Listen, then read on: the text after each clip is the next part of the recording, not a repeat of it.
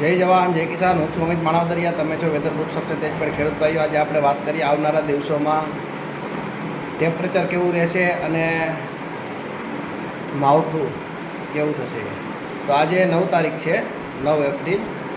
હવે 11-12 તારીખે ઉત્તર ગુજરાત અને એને લાગુ સૌરાષ્ટ્રમાં નોર્મલ છાંટાછૂટી જેવું થશે અને 10 તારીખથી થોડોક ટેમ્પરેચરમાં ઘટાડો જોવા મળશે. એટલે આપણે ગરમી ઓછી થશે થોડીક. જે આ તાપમાન છે એ થોડુંક નોર્મલ જશે. જોકે ઉનાળો છે એટલે તડકા તો પડતા જ હોય છે. જે સુરેન્દ્રનગર ને જસદણ વિસિયા ને છે, અમદાવાદ ને એ વિસ્તાર બધું છે, ધાંગધ્રા ને એ બાજુ તો કાયમની માટે તો ટેમ્પરેચર વધુ જ હોય છે. ઉત્તર ગુજરાતમાં પણ ઘણા વિસ્તારોમાં ટેમ્પરેચર વધુ જ હોય છે કાયમની માટે, રાજકોટ ને એ બાજુ.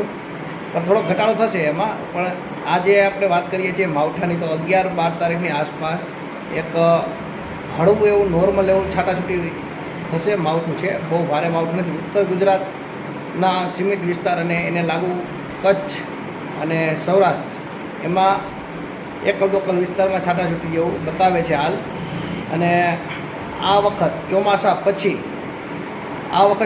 પછી આપણે માવઠાની પણ આગાહી પણ ઘણી વખત આપી છે અને મોડલો પણ દર્શાવ્યા છે આપણે. તો આપણે આગાહી નથી આપતા. આપણે આની પહેલાં પણ કહ્યું કે મોડલો જે બતાવે છે એની આપણે અપડેટ કરી આવે છે, એની આપણે માહિતી આપી છે. તો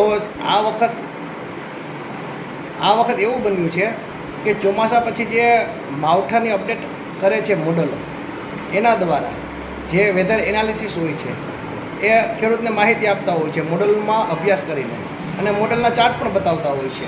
તો આ વખત ચોમાસા પછી જેટલા મોડલો માવઠા દર્શાવ્યા હતા એ રીતે દરેક આગાહીકાર એની રીતે અગાઉ કોઈ નજીક આવે ત્યારે કોઈ રાહ જોવે છે, પછી મોડલોની અપડેટ નવી થાય છે ત્યારે પાછું બતાવતા નથી. એટલે ઘણા મિત્રો અપડેટ પણ નથી આપતા અને ઘણા મિત્રો અપડેટ પણ એની કરે છે, માહિતી આપે છે.